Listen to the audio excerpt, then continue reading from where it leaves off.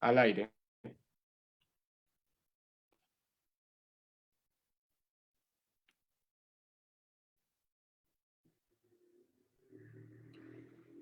Hola, muy buenas tardes, ¿cómo están? Bueno, acá estamos esperando que se sumen algunas personas más. Como saben, este es un ciclo que se viene desarrollando por parte de varias instituciones. Ciclo Comunidades Educativas. Así que bueno, acá estamos esperando unos minutos para poder dar inicio al taller de hoy.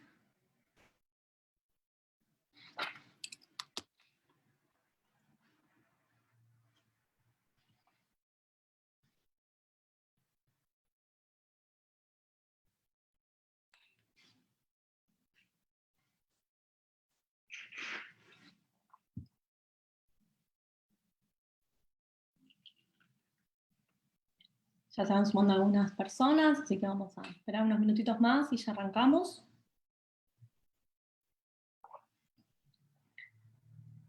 Como les decía, este es un ciclo de charlas, de talleres, de capacitaciones que se viene desarrollando. Se llama Comunidades Educativas. Y un poco el sentido es, desde diferentes disciplinas de las ciencias sociales, acercar algunas reflexiones sobre cómo venimos educando en este contexto. Así que bueno, eso es lo que vamos a estar haciendo hoy.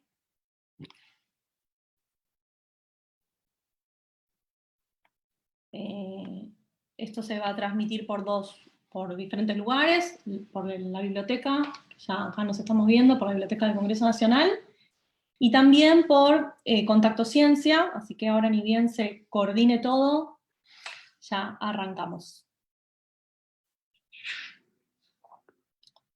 Yo aprovecho, tomo un mate ahora, porque después empiezo a hablar, y si no lo uso el micrófono. Igual que en el aula,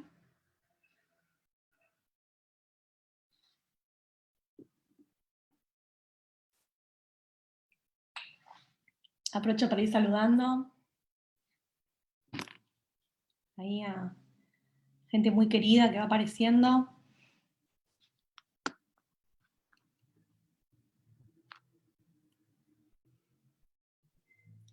De diferentes lugares de capital y también de provincia de Buenos Aires. Les mando un gran saludo para Escobar, para Chipoleti, para La Plata. Qué bueno, qué suerte. Aparentemente se está transmitiendo todo perfecto, así que bueno, ahora ni bien me confirmen de Contacto Ciencia, que también salimos por ahí, ya arranco. Así que bueno, ahí estoy relojeando los dispositivos, que esté todo bien.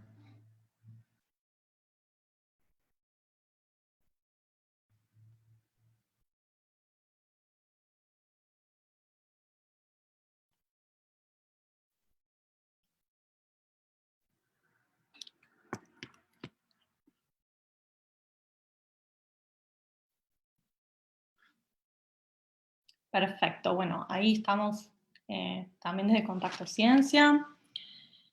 Nos estamos viendo todos. Nuevamente los saludo. Mi nombre es Malena San Juan.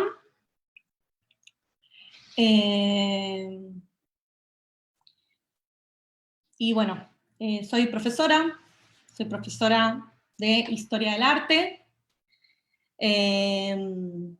Además, trabajé en diferentes niveles del sistema educativo. O sea, ahora me desempeño como profe de Historia del Arte y de Didáctica de las Artes Visuales, pero también tuve la suerte de trabajar en otros niveles del sistema educativo, sobre todo en nivel primario, hace ya mucho tiempo, así que bueno, un poco las reflexiones que vamos a estar presentando hoy, con unas imágenes, voy a intentar como articularlas para pensar desde diferentes niveles educativos, si bien yo actualmente estoy desempeñando y reflexionando puntualmente sobre la enseñanza de las artes en el nivel terciario, en el nivel universitario, todo lo que es nivel superior, sí voy a ir ahí trabajando algunas ideas también sobre otros niveles, como nivel secundario, nivel primario, inclusive algunas cuestiones de primera infancia y nivel inicial. Bueno, aprovecho para mandar unos saludos ahí para Mataderos, que ahí con Claudio San Juan, que es mi padre, que le mando un saludo. Tenemos parte de nuestro corazón ahí. Así que bueno. Ya iniciando con eso, les paso a contar un poco entonces en cómo se enmarca nuevamente, repito para los que acaban de llegar, cómo se enmarca este ciclo. Como saben, es un ciclo de charlas que se llama Comunidades Educativas, que se viene desarrollando gracias a la articulación de el Instituto de Investigaciones de la Comisión de Investigaciones Científicas en Conocimiento y Políticas Públicas de Provincia de Buenos Aires, y por suerte también ahora también con la Biblioteca del Congreso Nacional.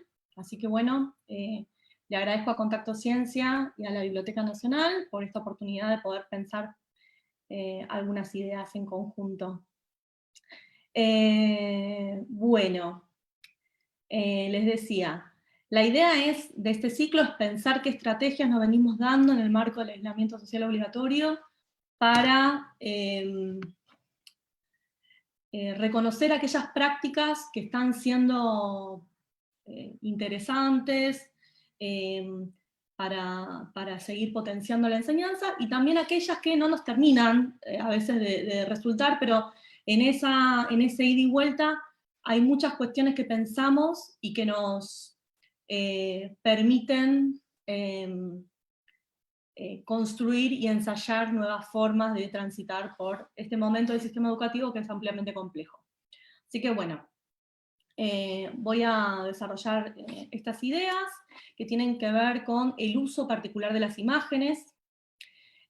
Como les comenté, mi disciplina, mi formación es como historiadora del arte, pero trabajo en escuelas de educación artística y en la Universidad de Buenos Aires, en la Cátedra de Didáctica Especial y Prácticas de la Enseñanza en Artes.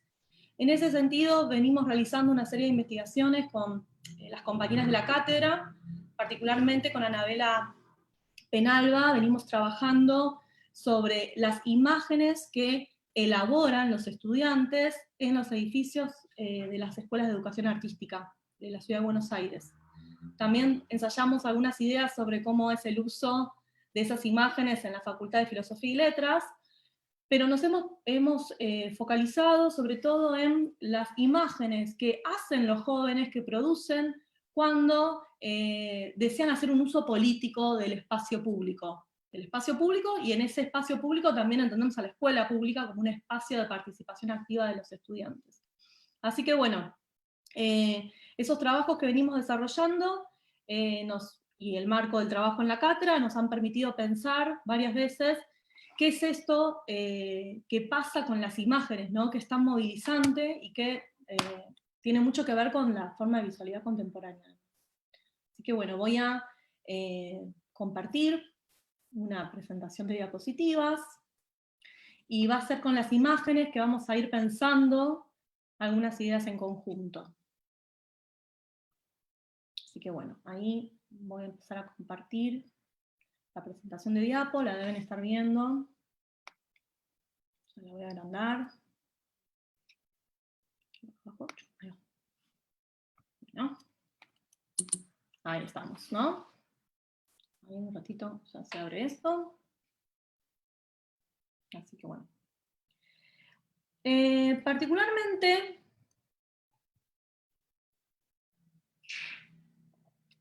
lo que me interesaba charlar acá en este ratito es qué es lo que aprendemos cuando estamos frente a imágenes, ¿no?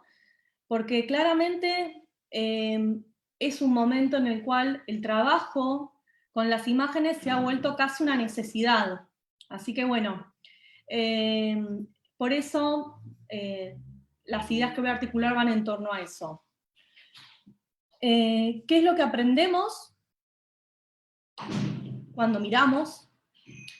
Y cómo es el uso de las imágenes en estas clases que estamos elaborando de forma remota. En ese punto me interesa ver qué ejercicio hemos hecho con las imágenes, cómo nos nutrimos con la elección de imágenes, como recurso didáctico, cómo las manipulamos, qué operaciones hacemos cuando las ubicamos, las contextualizamos, las descontextualizamos en el formato de otra clase. Y además, también pensar qué reflexiones desde la educación artística se pueden hacer. Si bien yo voy a pensar desde la educación artística, también voy a como articular algunas ideas de el uso de las imágenes en tanto dispositivos que permiten entender algunos aspectos de la Ley de Educación Sexual Integral, sobre todo relacionadas a los estereotipos, y también cuestiones relacionadas con el uso de las nuevas tecnologías de la información y la comunicación. Bueno, lo de nuevas es una expresión, digamos, ¿no? Ya hace rato que están con nosotras en el aula, pero bueno, hacia allí vamos. No sé si se está viendo la presentación de diapositivas, me parece que no, ¿no? Me parece que no están viendo las imágenes, hay como un delay en la transmisión, así que voy a esperar unos segundos a ver si efectivamente están viendo la presentación de diapositivas.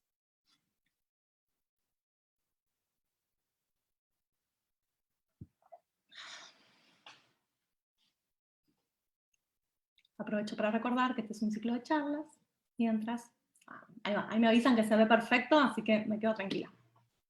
Sigo entonces con esto.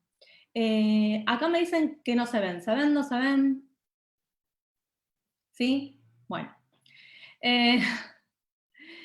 Les decía entonces, me interesa entonces sí pensar estas ideas que les decía, bueno, ¿qué aprendemos cuando miramos? Claramente hay un montón de competencias, un montón de cosas que aprendemos más allá de lo que estamos registrando, que efectivamente aprendemos. Y además, también pensar esto, ¿no? Pensar en que estamos aprendiendo de una forma muy particular, que no es la forma en la cual estábamos acostumbrados en el marco de la educación presencial. Entonces traje estas imágenes, que son imágenes que generaron mucha controversia en el momento que surgieron. Una de estas imágenes, van a ver que voy a estar dialogando todo el tiempo con las imágenes, un poco por deformación profesional y un poco porque es el ejercicio que voy a plantear, ¿no? Acá hay una obra de arte, que es una serie que hace René Magritte, que es un artista surrealista, y él hace una serie de representaciones de objetos bajo la leyenda "esto no es", ¿no? En francés, porque era un artista francés, ¿no? Entonces dice, esto no es una pipa, ¿no?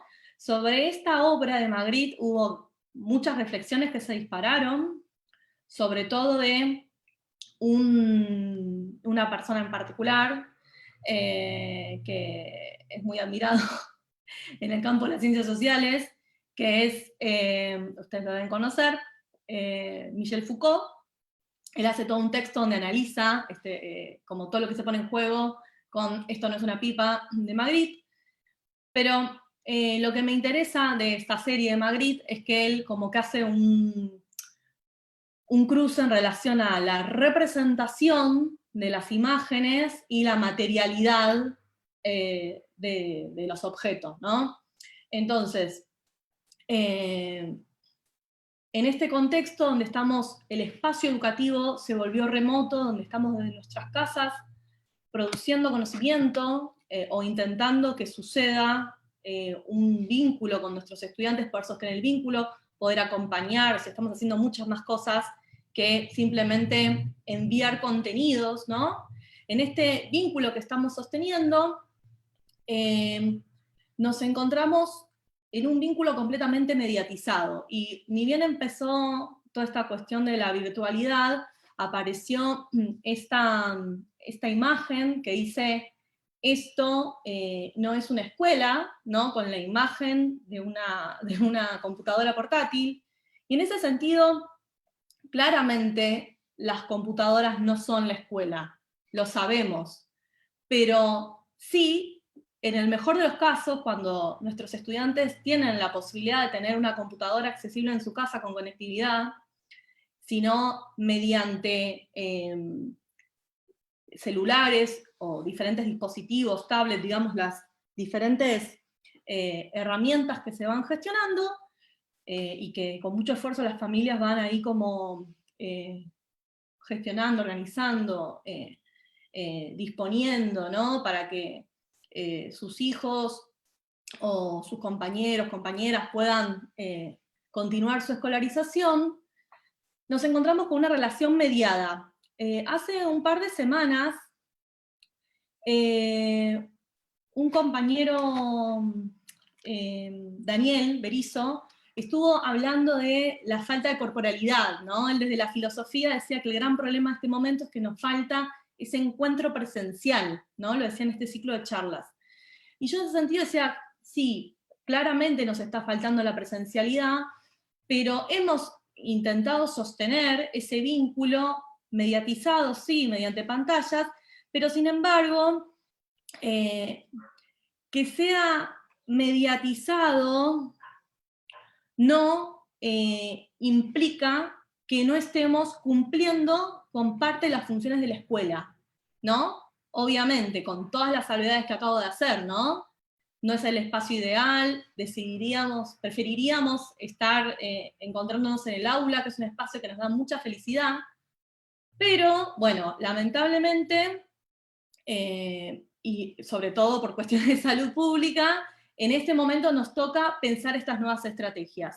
Y es ahí donde me parece que entender que el vínculo es mediatizado por pantallas y por imágenes nos permite también reflexionar sobre la función que están teniendo las imágenes, ¿no? En este contexto.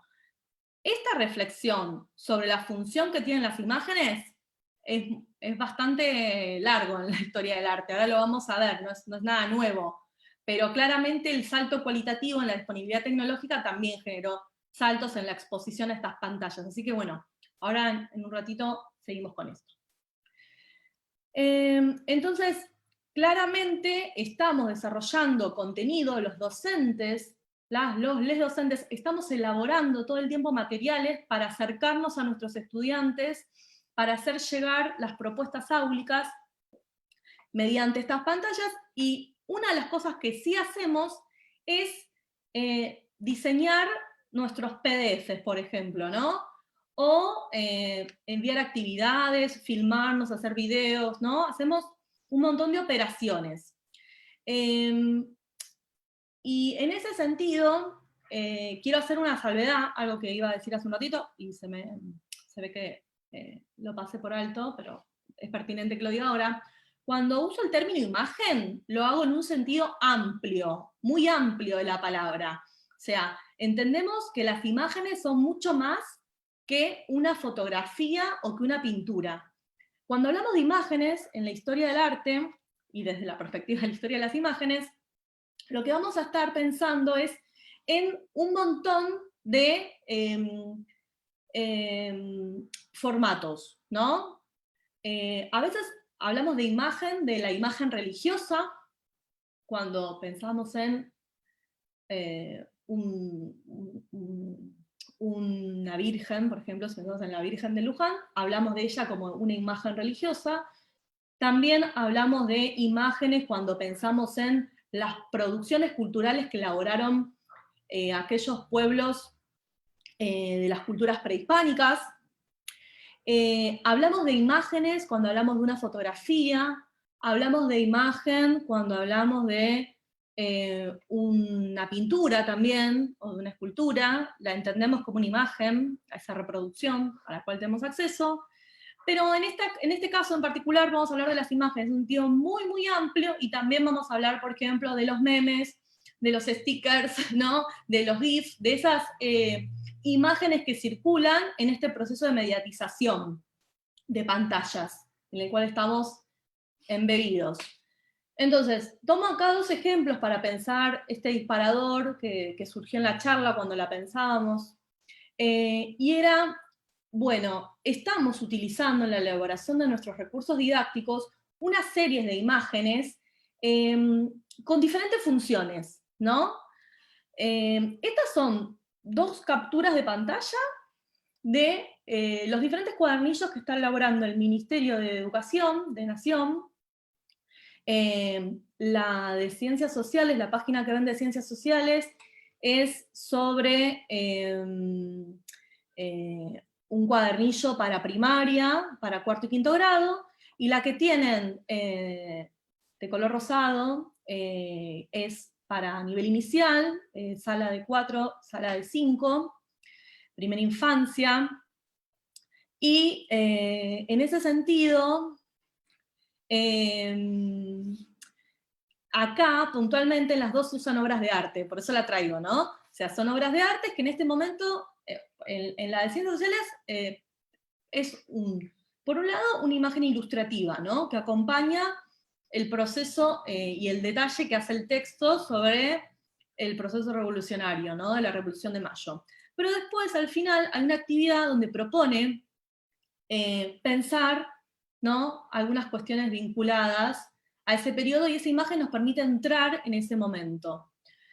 La otra imagen que tenemos, hay una pintura de Antonio Berni, artista argentino, ahí la imagen es el disparador para pensar otras actividades, ¿no? En el nivel inicial. Entonces es interesante que acá son dos ejemplos donde hay diferentes formas de utilización de imágenes que después vamos a retomar más hacia adelante en la charla, donde vamos a ver que es muy importante tener claro cuál es el objetivo de esa imagen cuando la traemos a colación. Pero además quería mostrar que hay una intención traje materiales del ministerio porque claramente están pensados, elaborados, pero además porque hay una estética que me parecía interesante, que viendo materiales, nosotros en la Cátedra de Didáctica Especial y Prácticas de la Enseñanza en Artes, de Filosofía y Letras, estamos recabando materiales para poder analizarlos con nuestros estudiantes de la carrera de grado, y cuando cuando hicimos esa búsqueda, encontramos que había mucha diagramación, ¿no? De los profes a la hora de ofrecer esos materiales.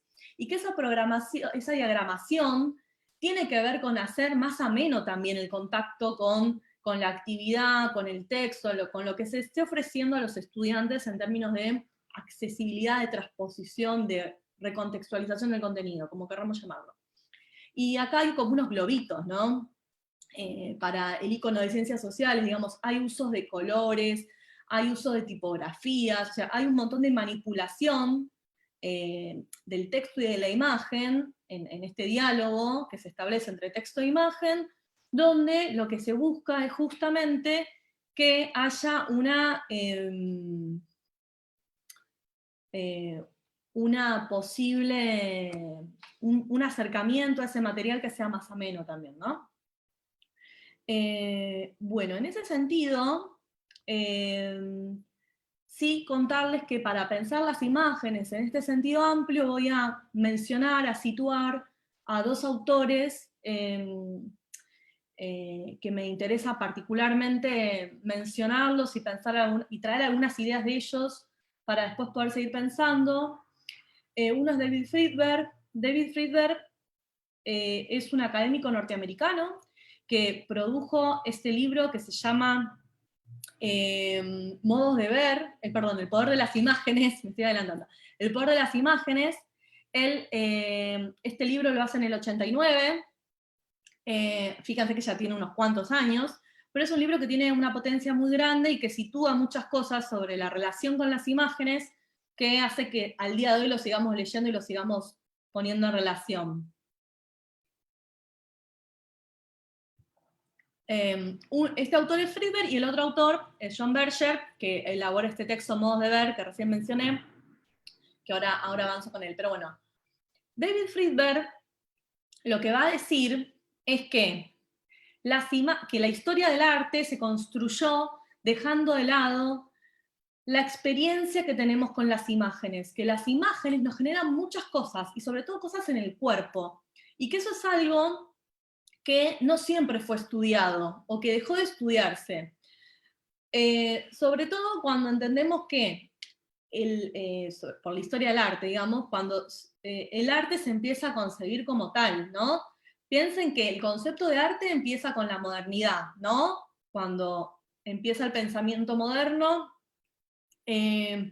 una vez que se termina, estoy haciendo como una síntesis brutal, ¿no? Pero una vez que se termina de desarrollar el desarrollo de la Edad Media, lo que conocemos como la Edad Media, y se empiezan a generar estas ciudades, y con las ciudades empiezan a modificarse la forma de vida de las personas en el marco de la ciudad, el surgimiento de la burguesía, se empiezan a redelimitar los campos de la vida, y lo que antes era la centralidad del pensamiento religioso, el teocentrismo, se empieza a volcar hacia el antropocentrismo, ¿no? El pensamiento humanista, el hombre como centro y medida de todas las cosas.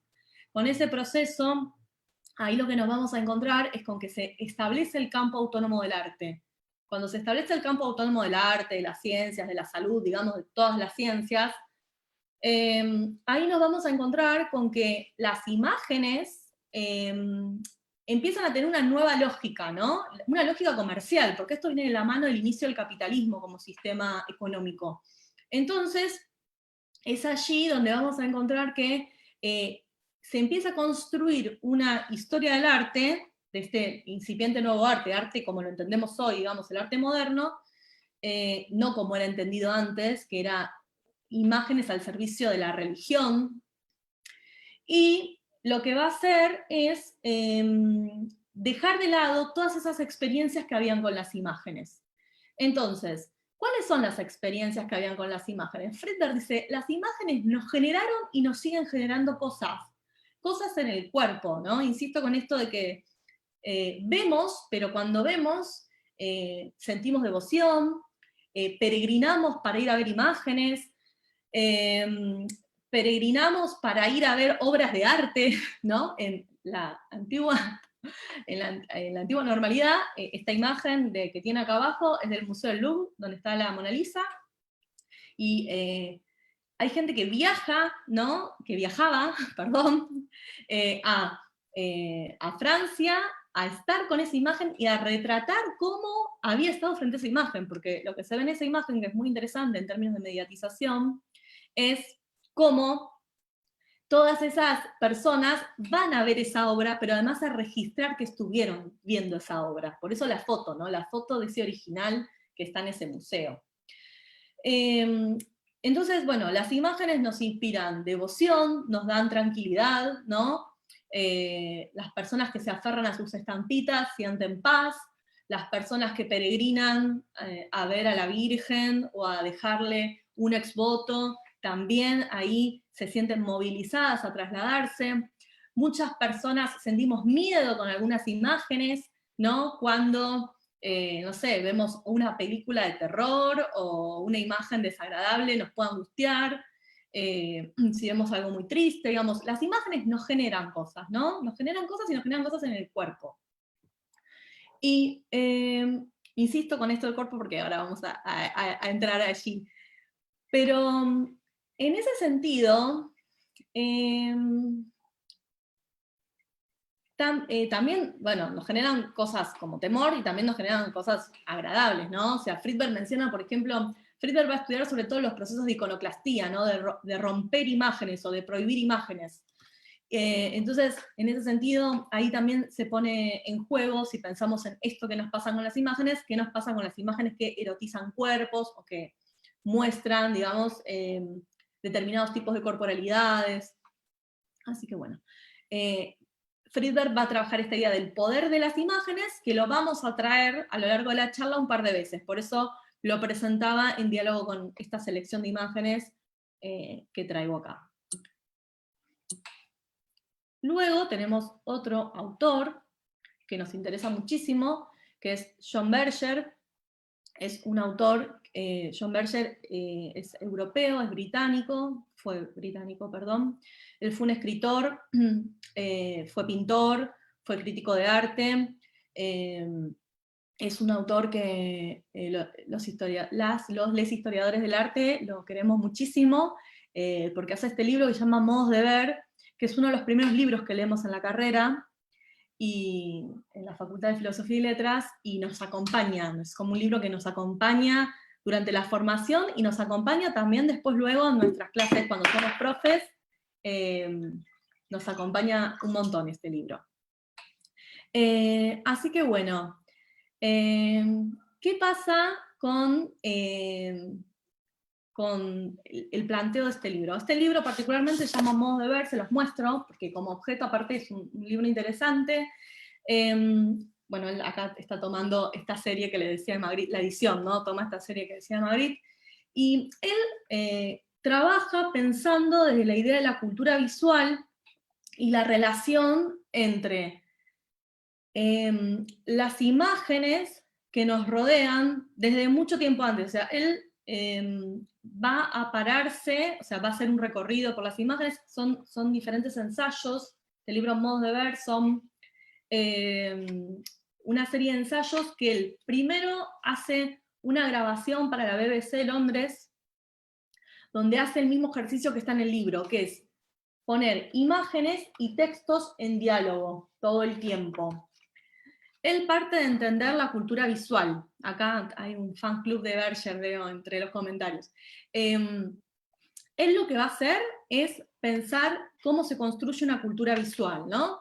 La cultura visual no es algo exclusivo de la modernidad. Podemos rastrear la cultura visual también en la antigüedad, ¿no? Por poner un ejemplo, los romanos acuñaban sus monedas con y en esas monedas ponían el retrato del emperador, digamos. Hay un uso de las imágenes en ese sentido, que pensando desde Friedberg hablan del poder de la imagen, y pensando desde Berger dan cuenta de la importancia de las imágenes para construir sentidos y la circulación en la sociedad. En ese sentido, él en este libro, y primero en las conferencias y luego en este libro, lo que hace es un juego entre lo que dice sobre las imágenes, porque claramente las imágenes, como ahí ya mencionaron en los comentarios, también el lenguaje se puede entender como imagen, y los discursos, digamos, acompañan a las imágenes no van solas, las imágenes construyen sentido junto con lo que decimos sobre ellas, y lo que ellas nos dicen a nosotros, y ahí es donde quería como entrar en este diálogo de estas imágenes que estoy proponiendo acá. Acá tenemos unas dos fotos que elegí traer, la del retrato de Santiago Maldonado, que empezó a circular cuando no aparece Santiago, cuando se empieza a denunciar la desaparición forzada de su persona, y la foto, o sea, esta foto de Santiago Maldonado mirando a quien lo fotografió, es una imagen que circuló rápidamente, ni bien se lo empieza a buscar, ¿no? Para buscar su paradero. Cuando se empiezan a hacer las primeras manifestaciones pidiendo la aparición con vida de Santiago Maldonado, en Mar del Plata se realiza una marcha al mes pidiendo que aparezca Santiago con vida, y Diego Cabrera, que es un fotógrafo marplatense, saca una foto, saca un montón de fotos, registra todas las imágenes que circulan en esa, o sea, imágenes que él mira, y que elige retratar, y acá hago esta salvedad que puede ser una obviedad, pero no está mal, que si algo que aprendimos es que siempre hay que ser claro y redundante desde la didáctica, para que no queden dudas. Las imágenes fotográficas son una construcción, son, al igual que el resto de las imágenes, un recorte de la mirada, y insisto con esto porque no es tan obvio, porque la fotografía capta muy fidedignamente lo que vemos, muy similar a cómo vemos. Entonces, muchas veces creemos que una foto es la realidad, comillas gigantes. Pero bueno, hago toda esta salvedad porque esta foto que saca Diego Cabrera de su hija, quien mira la foto de Santiago Maldonado y se ve interpelada por esa mirada, o al menos esa es la interpretación que hacemos de esa imagen, ¿no? Esta imagen él la publica en redes sociales, la republica un poeta santafesino, y hace 2 años, en 2017, esa imagen de pronto se viralizó en todas las redes sociales. Fue una imagen que circuló un montón, que fue muy... y que conmovió profundamente. Por eso la traigo, porque vuelvo a esta idea del poder de las imágenes, donde las imágenes nos generan cosas. Las imágenes nos pueden conmover, las imágenes nos pueden interpelar. Y en ese sentido pareciera que Ame, la hija de Diego Cabrera, Amelia, estaba interpelada por la mirada de Santiago Maldonado, ¿no? Bueno, a él después lo entrevistan, hay notas en la web que le hacen a él donde él dice que él sacó esa foto sintiendo que su hija había entendido cuál era el reclamo, ¿no? Que había entendido qué había pasado. Una niña muy pequeña de 2 años, ¿no?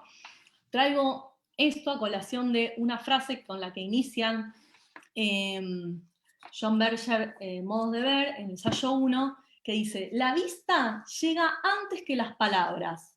El niño mira y ve antes de hablar, ¿no? De esa forma él ya está planteando que mirar es una operación que no siempre es voluntaria, pero que, digo, a todas aquellas personas que tienen, que son videntes, digamos, ¿no? Y que por otro lado, hay una operación en cuanto empezamos a ver, y es que la vista se configura como lenguaje, ¿no? Hay un montón de información que vamos a recibir mediante la vista, al igual que de los otros sentidos, digamos, ¿no? Pero todo lo que llega a partir de la vista va a ser uno de los primeros estímulos que van a recibir los niños. Por eso esta niña de 2 años mirando esa foto es como una imagen donde se puede ver como ese diálogo, y eso es como la traía porque repensando esta charla se me venía esta cuestión que decía en este punto John Berger. Y además, por lo que sigue luego, en las páginas siguientes, donde él dice: poco después de poder ver, somos conscientes de que también podemos ser vistos. Y esto viene a raíz de cómo sigue desarrollando su libro John Berger, que es como muy interesante, porque lo que va a decir es que en el marco de la cultura visual, donde las imágenes abundan, donde estamos rodeados de imágenes constantemente, son las imágenes las que nos van a estar invadiendo visualmente, pero a su vez nos van a generar un condicionamiento a partir de saber que estamos siendo vistos. Y esto es algo que me parece fundamental en el uso de las imágenes que vamos a hacer luego en el aula. ¿Por qué? Porque él va a analizar en este sistema del arte que se empieza a generar con el Renacimiento, cómo las imágenes van a cumplir una función muy importante en términos de qué vale ser retratado y qué no, quiénes retratan y quiénes no, y en ese sentido, ahí va a aparecer dos capítulos que él desarrolla sobre cómo se mira a las mujeres, ¿no? Cómo se las mira, cómo se las representa, y cómo ellas son y cómo ese juego en la representación hace que haya una construcción particular de la mirada por parte de las mujeres, ¿no? De cómo reconocemos que somos vistas. Por eso ahí entre los comentarios aparecía entenderlo como un teórico aliado del feminismo, coincido con eso.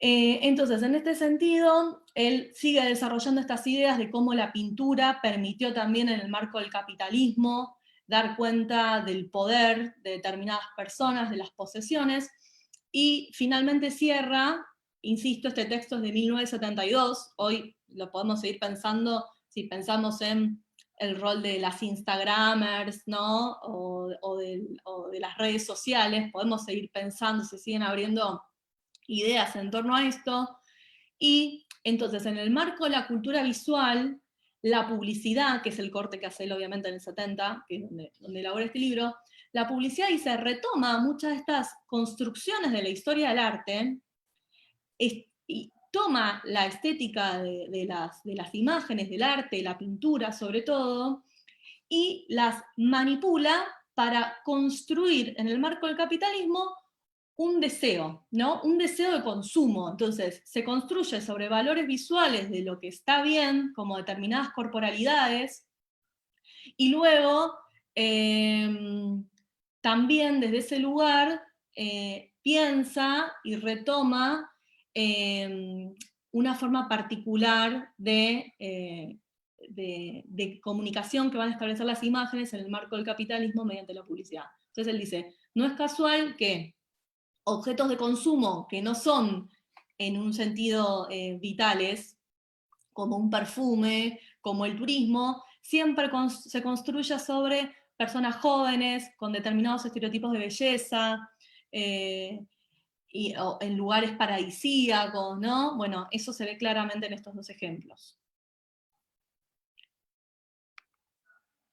Ahora, acá pensando y recuperando lo que dice John Berger sobre la representación de las mujeres en la pintura, pero también pensando desde algunas cuestiones que podemos y debemos trabajar en el marco de la Ley de Educación Sexual Integral de 2006, hay un eje que es prácticamente transversal a todos los niveles, que es la representación de los estereotipos, y en ese sentido me parece interesante cómo aparece la imagen femenina, ¿no?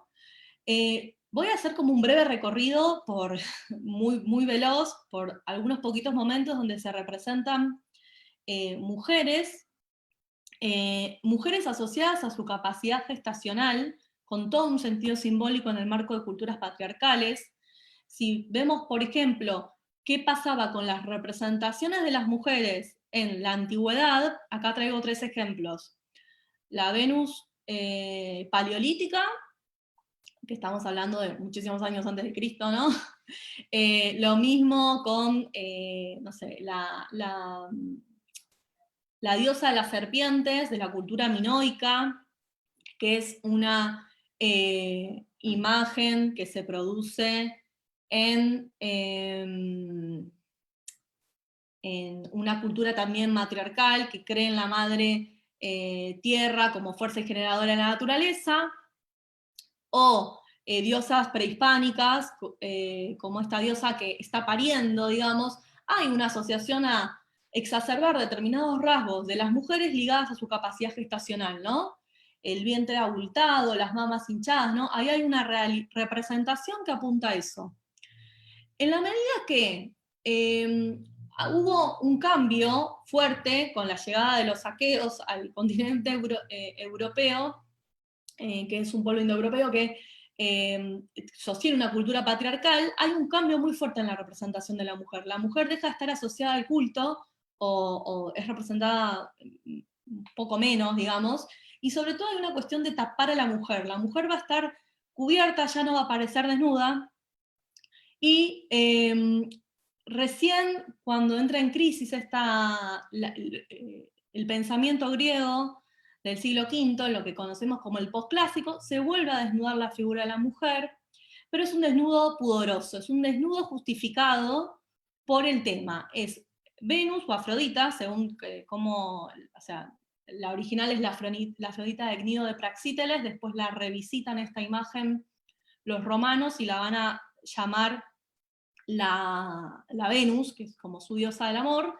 Es la diosa del amor que está desnuda porque está entrando o saliendo al baño. Entonces la convención de representación de este cuerpo, que ya es un cuerpo estandarizado, siguiendo parámetros de lo que se entiende que es un cuerpo armónico, proporcionado, etc., va a ser la Venus que se está desnudando, porque entró, salió del baño, o sea, desnudo justificado y desnudo pudoroso. Se está tapando el sexo, no está mostrándose abiertamente.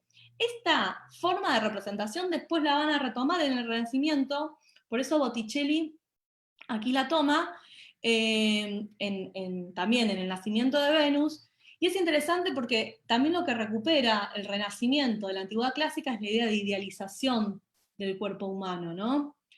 Entonces, cuando revisitamos y repensamos las formas de representación del canon femenino, nos vamos a encontrar con que se sigue tomando a la Antigüedad clásica como referente, y algo que es muy interesante y que pasa cuando logramos entender que las imágenes están siendo construidas y desde su construcción hay una manipulación, porque hay un canon, no hay un ideal de belleza sobre el cual se construye, que cuando contraponemos escenas, como por ejemplo acá las Tres Gracias, acá tienen a las Tres Gracias bailando en La Primavera de Botticelli, y en la de Rubens, que es una obra posterior de la transición entre el barroco y el rococó, tenemos unas mujeres que están desnudas y que tienen otra corporalidad, que no es una corporalidad tan idealizada como la que encontrábamos en la imagen de Botticelli. Y algo que dicen siempre en clase y que me llama poderosamente la atención cuando ven esta imagen es, tenían celulitis, ¿no? Porque hay algo que nos pasa, porque acá se le ven las piernas con pocitos, ¿no? Dirían en la tele, en las propagandas que te venden tratamientos anticelulíticos. Insisto con esto porque las imágenes siempre son representación, o sea, vuelven a presentar algo, una idea, ¿no? Estas formas de construir imágenes que son muy parecidas a como vemos, sea la fotografía, sea las pinturas, ¿no? A veces se nos vuelven verdad, se nos encarnan como las verdaderas formas de representar y de ser y de estar en el mundo. Por eso es tan importante entender esta idea de que las imágenes son representaciones y que estas representaciones tienen un impacto en la construcción de nuestras subjetividades, ¿no? Por eso trabajamos desde la educación artística y desde, no solo desde la educación artística en todos los niveles, sino también desde en el aula, porque lo propone la Ley de Educación Sexual Integral, la idea de la consolidación de los estereotipos, porque estos estereotipos de belleza, por ejemplo, en las mujeres construyen subjetividades, ¿no? Entonces, este bombardeo de imágenes que circula en la vida cotidiana en el marco de la cultura visual, por eso, bueno, traigo acá revistas, ¿no? Pero sí, podríamos pensar también en otras imágenes, ¿no? Como las imágenes, no sé, las selfies que nos sacamos, porque algo que dice John Berger, que es interesante, que es, la mujer por lo general es representada desnuda o con poca ropa, y hay una desnudez que es una desnudez construida a partir de la mirada del ojo masculino, ¿no? No es una primero que son varones retratando mujeres, mujeres desnudas, pero además esa representación es una representación en la cual la mujer es encasillada a partir de poder ser consumida para el ojo del varón, ¿no? Entonces, traigo a propósito estas imágenes de la revista, de una revista, digamos, donde se ve que cuando se acerca el verano también se acerca como todo un consumo donde nos proponen cuidar nuestro cuerpo, nuestra piel, nuestras medidas corporales, nuestras tallas. Entonces, quería como traer esto, ¿no? Bueno, pensando por ahí transversalmente qué pasa con las imágenes construyen estereotipos sobre qué es ser mujer, qué es ser varón, desde una lógica binaria claramente, pero que construyen subjetividad, ¿no? Que hacen que entendamos que solo es posible o que el ideal es este.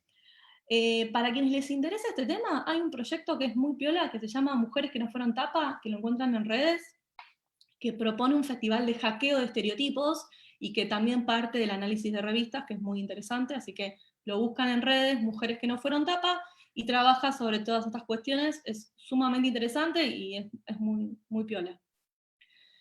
Ahora, así como construyen estereotipos y modelan nuestra subjetividad, las imágenes también construyen memoria e imaginarios colectivos. Por eso seguimos creyendo que es importante tomar las imágenes, entenderlas, discutirlas.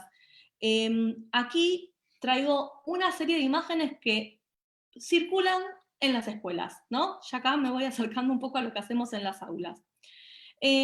Acá tenemos una imagen muy interesante, que es la imagen de Napoleón cruzando los Alpes, y también, que es una pintura de Jacques David, y también San Martín cruzando los Andes. Perdón, Napoleón los Alpes y San Martín los Andes, ¿no? Y hay una construcción que es muy interesante, porque ahí tenemos al retrato del héroe, ¿no? Y que en el imaginario, quienes fuimos en una época a la escuela, creíamos que San Martín había cruzado a caballo, en un caballo blanco. Después entendimos que eso no fue posible, o sea, que era una construcción, que era un discurso, que San Martín no pudo haber cruzado a caballo, que tuvo que cruzar a mula, en camilla, ¿no?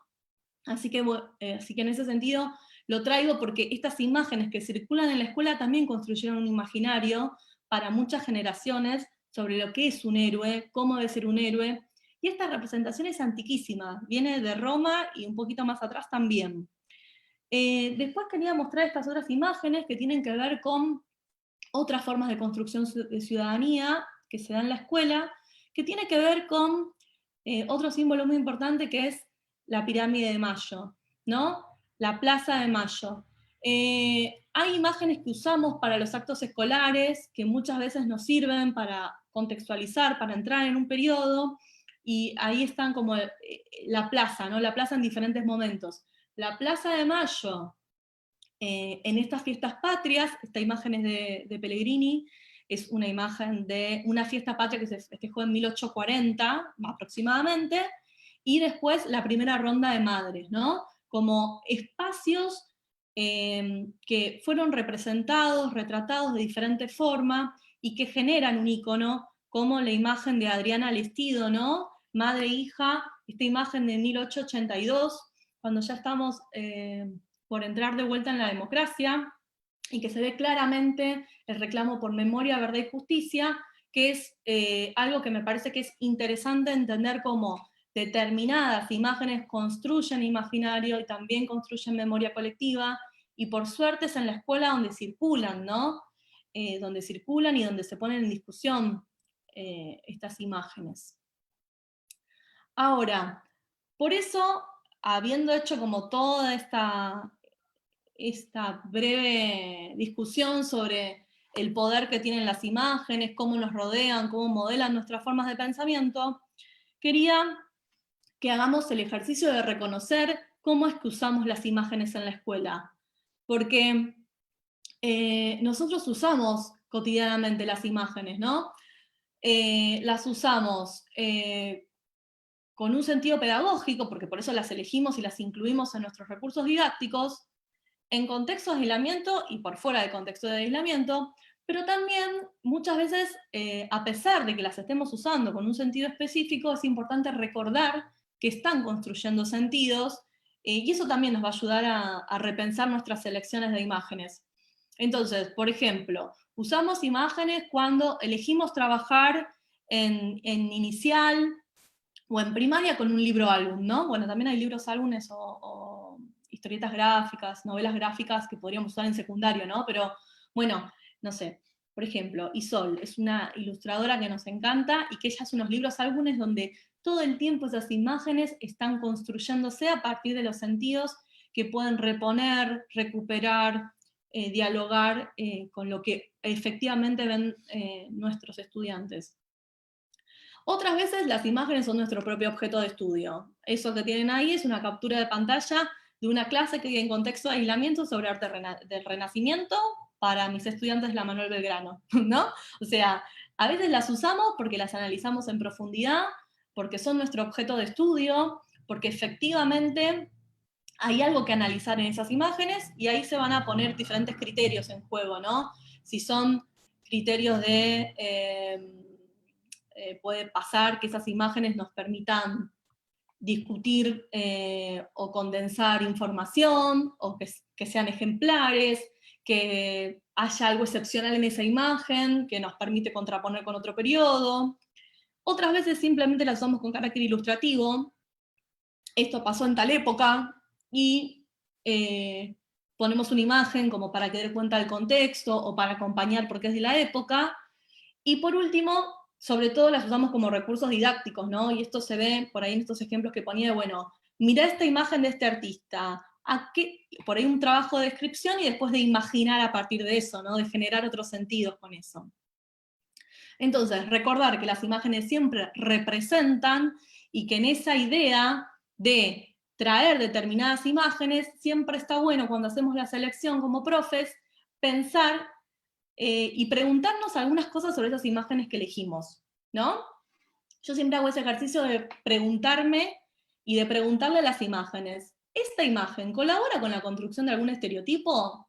Sí, ¿no? ¿Cuál? Puede pasar que yo esté eligiendo, me pasa cotidianamente, que cuando armo los PowerPoints para trabajar, las presentaciones de diapositivas para trabajar en el aula, muchas veces tiendo a usar artistas varones, y después cuando reviso una otra vez digo, bueno, ¿por qué si hubo tantas mujeres en la historia del arte tengo que hacer el ejercicio de revisar para traerlas, ¿no? Bueno, ahí hay otras cuestiones que se ponen en juego de la disciplina, pero es interesante problematizarlas.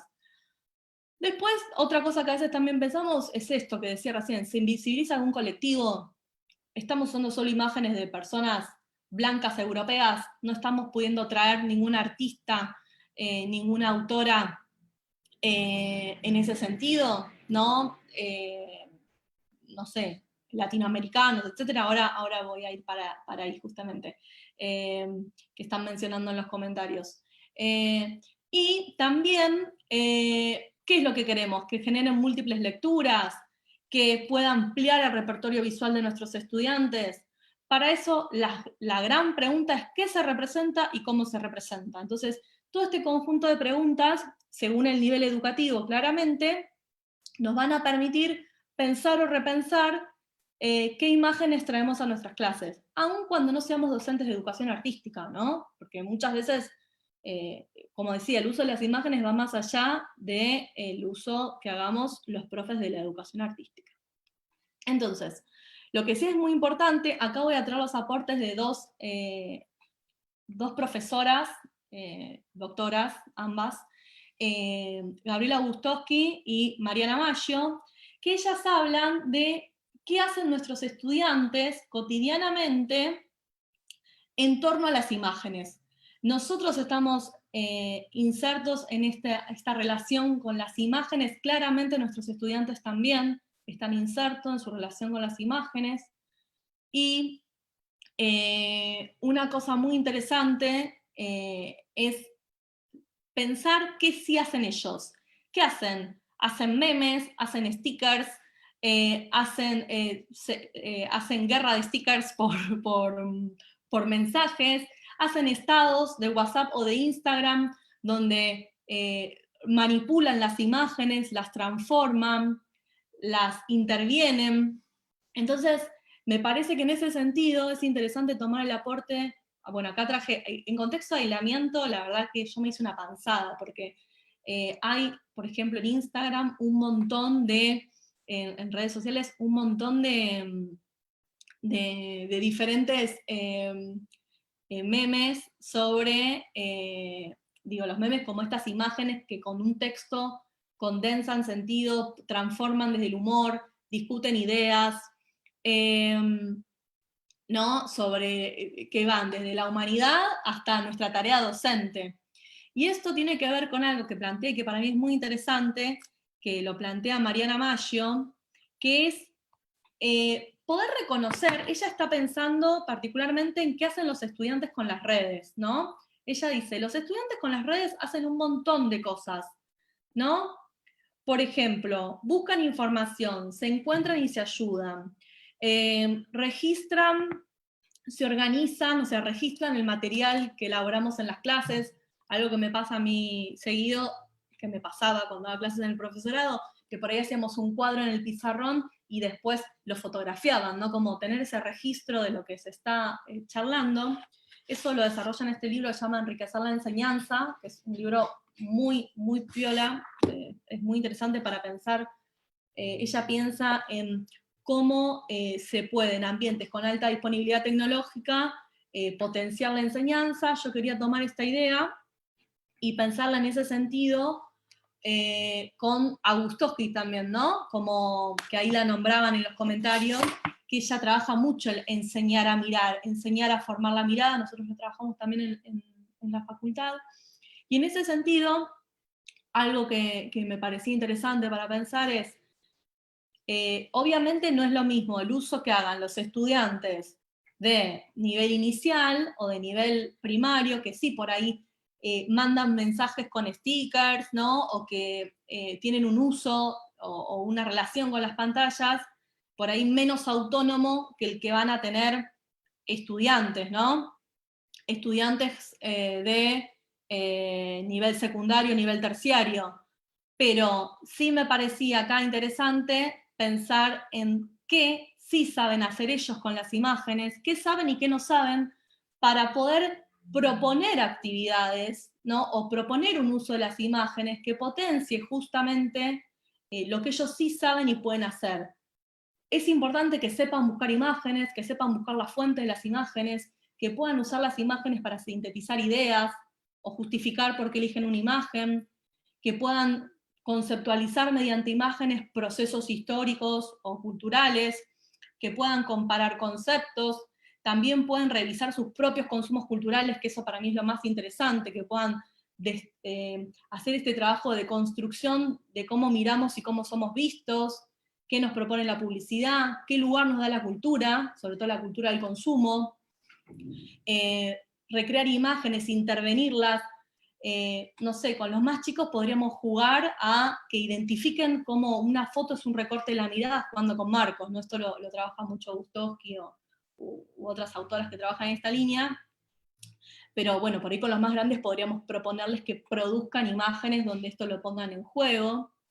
Y bueno, para finalizar, quería un poco pensar que el desafío se trata de posibilitar que en el acto educativo mediado por pantallas en el cual nos encontramos, ofrecer una mirada crítica, una discusión y una construcción sobre cómo están construyendo su propia mirada crítica en este mundo de imágenes, ¿no? Imágenes que los están bombardeando, que les están imponiendo determinados estereotipos, consumos y formas de ser y estar en el mundo. Bueno, las imágenes también pueden ser una oportunidad para repensar todo esto, para volver a mirar el mundo. Lo vemos en las infancias, y cuanto más claro lo tengamos y más lo trabajemos y enseñemos a mirar críticamente, creo que más y más interesante va a poder ser esta idea de ofrecer diferentes formas de mirar, más allá de la educación artística, porque insisto, desde la educación artística esto lo estudiamos, pero el uso de las imágenes hoy, cotidianamente, en la actualidad, nos involucran a todos, ¿no? Niñes, adultos, entonces, en ese sentido me parecía como interesante dejar esta reflexión. Bueno, hay unas imágenes que por ahí son un poco del plano de lo íntimo, pero que me parece que esa experiencia con las imágenes está cotidianamente puesta en juego.